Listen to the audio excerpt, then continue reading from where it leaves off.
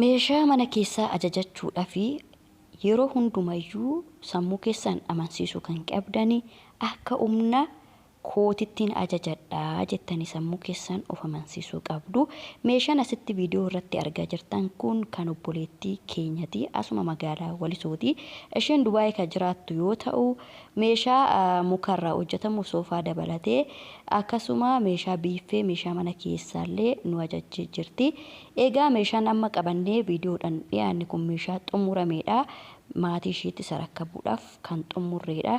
Meeshaa mana keessaa kabiiffeellee ganaabinna. Nagaa hin dagannee nagaa faraarri Waaqayyoo bakka jirtanitti isiniif haa baay'atu. Akkam jirtu nagaa keessanii nagaa koodhaa galanni Waaqayyoof haa ta'u.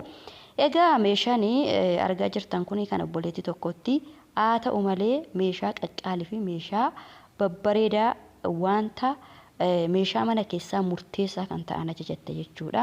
Innis egaa jalqaba irratti soofaadha. Soofaa hin qabdu jechuudha. Soofaan kun hin bitame malee hin hojjetamne jechuudha. Kallattumaan daayireektii mana soofatii bitame. Akkasuma asitti masoobii jechuudha. Masoobiin kun kan daabbooti jechuudha. Masoobii madaabaraa kan daabboo qabdi jechuudha obboleettiin kun. Dhugaa dubbachuudhaa fi meeshaa mana keessaa kan biiffeellee kan nu ajajjee hin jira.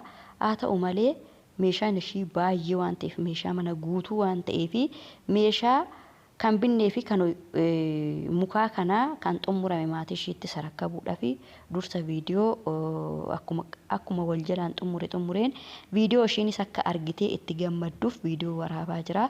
Egaa asitti immoo kan argitanii baay'ee kan bareedu dhugaa dubbachuudhaa fi kan daabboos ta'ee kan biddeenaa meeshaan obboleettii kanaa bitame baay'ee dhugaa dubbachuudhaaf kan miidhagu jechuudha. Yeroo kana immoo carraa tolte obboleettiin kun maaliif yoo jettanii yeroo kana meeshaan keessattuu wantoonni hodhaa jechuudha.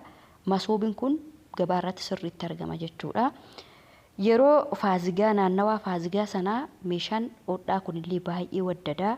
Maaliif dubartiin heerumuu hin dhabamas jechuudha. Akka filannoo keetti kan madaabaraas ta'ee kan migiraa argachuuf hin dandeessu. Amma immoo lafti ganna waan ta'eef meeshaa kamuu akka garaa keetitti argatta. Egaa waan na gammachiise ijoollee hedduudhaaf bitaan ture kan madaabaraallee hin binne garuu kan migiraa kana ijoollee baay'eedha gara Amboottillee kan biteef geesseef hin jira. Haa ta'u malee filannoodhaan argachaa hin turre akkanatti jechuudha. Amma ganna waan ta'eef meeshaa kamuu jechuudha filannoodhaan argattu.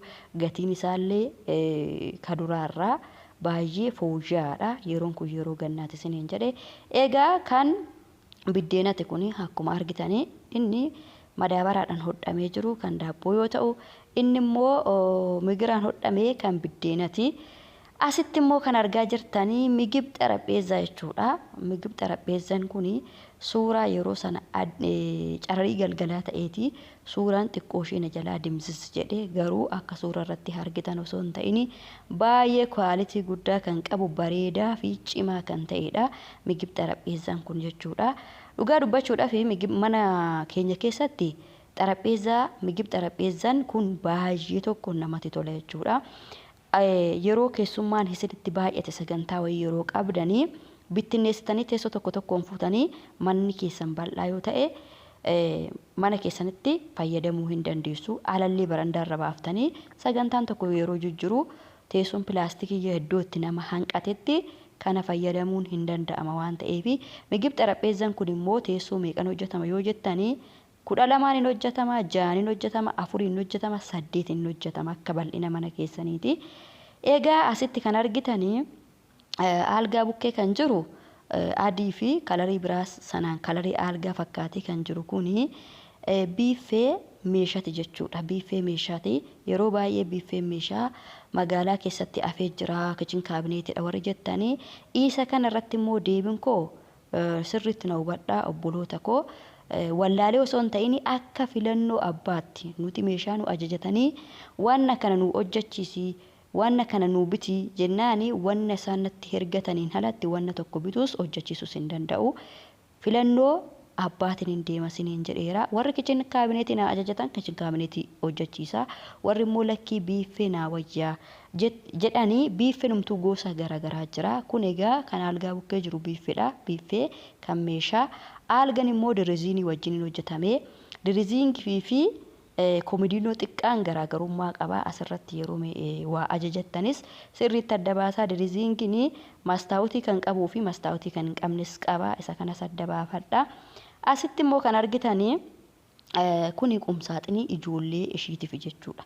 Qumsaaxinii guddaa mana keessaa nan qaba waan ta'eef qumsaaxinii ijoolleedhaaf waan ta'u xiqqoo jettee kalariisaa illee ishumatti hergatee kuni kan ijoolleeti jechuudha. Qumsaaxinii guddaa mana keessaa nan qaba waan ta'eef kan ijoollee kootii naaf ta'u jettee kunoo qumsaaxinii ijoollee ishiitiif ta'u xiqqoo ishii hojjechiifneera. Waan ajaa'ibaa immoo asitti kan argitanii wanni kuni maanni jechuun keessan in oolu. Wanni kuni akka filannoo obboleetti kootiti kan tiibiin irra taa'u jechuudha. Tiibii istaandii jedhama. Tiibii istaandii kan tiibiin irra taa'udha. Haa ta'u malee dhugaa dubbachuudhaa fi masaabota hedduu jalaa qaba. Bakki gurraachi sunillee kan tiibiin irra taa'u, bukkee lamaan illee mastaawutii qaba. Gara olii sanatti illee mallattoo tiibii qaba. Baay'ee guddaadha jechuudha wanni kun. Waan xiqqaa isinitti fakkaatini. Baay'inaan namoota manni isaanii saaloniin sirriitti guddaa ta'etu hojjechiisa. Egaa obboleettiin kunis filannoo ishii waan ta'eef akka filannoo ishiitti waan kana nu hojjechiiste. Daawwattoota keenya meeshaan obboleettii keenyaa kana fakkaataa. Nagaa fayyaa naaf